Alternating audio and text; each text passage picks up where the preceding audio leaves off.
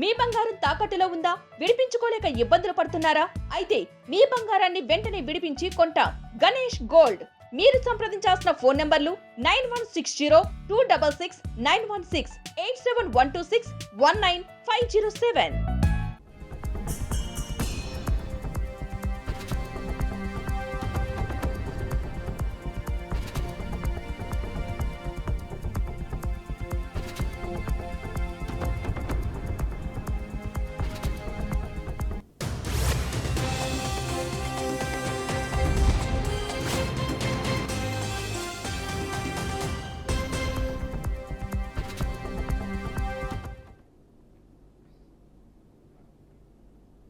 Bulletin details చూస్తే ముంబై రైళ్లలో bomb పేలుళ్ల కేసులో సుప్రీంకోర్టు సంచలన తీర్పునిచ్చింది. బాంబే హైకోర్టు తీర్పును సుప్రీంకోర్టు రద్దు చేసింది.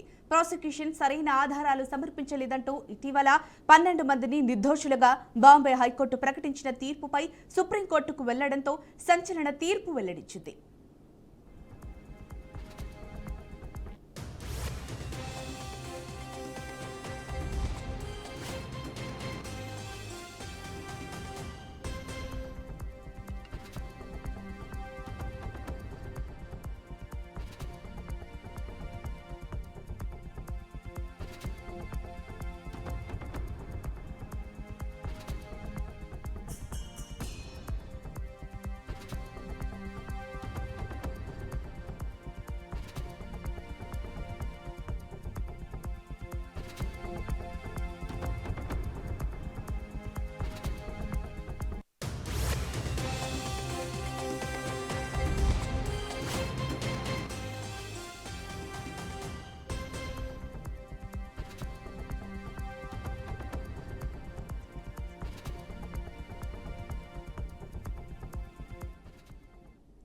ముంబై రైళ్లలో బాంబు పేలుళ్ల కేసులో సుప్రీంకోర్టు సంచలన తీర్పునిచ్చింది.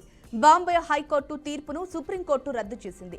ప్రాసిక్యూషన్ సరైన ఆధారాలు సమర్పించలేదంటూ ఇటీవల 12 మందిని నిర్దోషులుగా బాంబే హైకోర్టు ప్రకటించిన తీర్పుపై సుప్రీంకోర్టుకు వెళ్లడంతో సంచలన తీర్పు వెల్లడించింది. దీనికి సంబంధించి పూర్తి సమాచారం చిదంబరం సార్ అందిస్తారు. చెప్పండి సార్.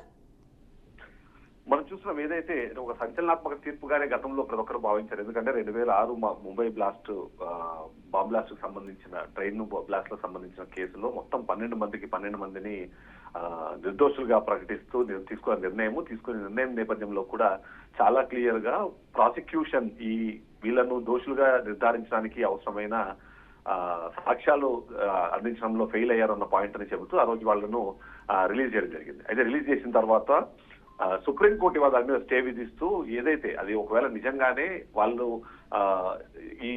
ఏదైతే సాక్ష్యాలు అందించడానికి ఆధారాలు అందించడానికి ఫెయిల్ అయింది దానికి సంబంధించిన అదొక కారణాన్ని చూపించి వీళ్ళను నిర్దోషులుగా ప్రకటించే అవకాశం లేదని చెప్తూనే దీనికి సంబంధించి మహారాష్ట్ర దీనికి ఆల్రెడీ ముందుకెళ్ళింది. ఎందుకంటే Maharashtra control of organised crime act అని ఒక యాక్ట్ ఉంటుంది. ఆ యాక్ట్ ప్రకారమే ఈ మొత్తం కేసు అంతా నడవడం కానివ్వండి. ఇనిషియల్ గా దీని మీద సంబంధించి ఈ కేసుని ఏదైతే మొదటగా విచారించిన ట్రయల్ కోర్టు 5గురికి మరణశిక్షని 7 మందికి కఠిన కారాగార శిక్షగా అంటే జీవిత ఖైదును విధించిన నేపథ్యంలో దాని మీద నుంచి ముందుకు వెళ్ళడము. ఇప్పుడు ఈ నిర్ణయం తీసుకున్న నేపథ్యంలో ఇలాంటి నిర్ణయాలు ఒకవేళ వెలువడితే ఖచ్చితంగా ఫ్యూచర్ లో ఏదైతే మనం చెప్తున్నట్టుగా మోకోకా అంటారు దాన్ని MCOCA దానికి సంబంధించి అన్ని కేసుల మీద కూడా దీని ప్రభావం పడే అవకాశం ఉంది. కాబట్టి ఇమీడియట్లీ దీని మీద స్టే విధించి పునర్విచారణ చేయాల్సిందిగా మహారాష్ట్ర ప్రభుత్వం కోవడం దానికి అనుకూలంగానే ఇప్పుడు సుప్రీంకోర్టు దాని మీద స్టే విధించడం అన్నది అయితే మనకు కనిపిస్తుంది.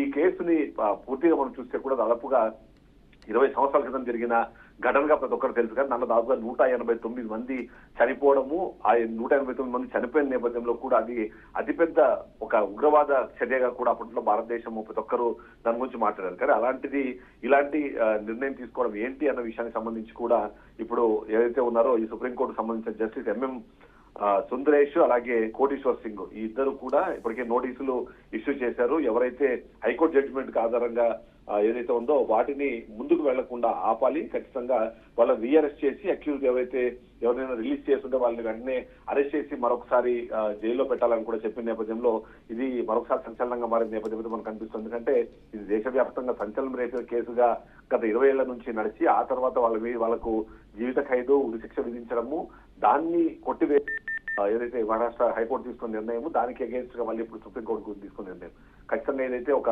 సంచలనం అయితే క్రియేట్ చేసినా చెప్పాలి. Thank you Chintapalli sir.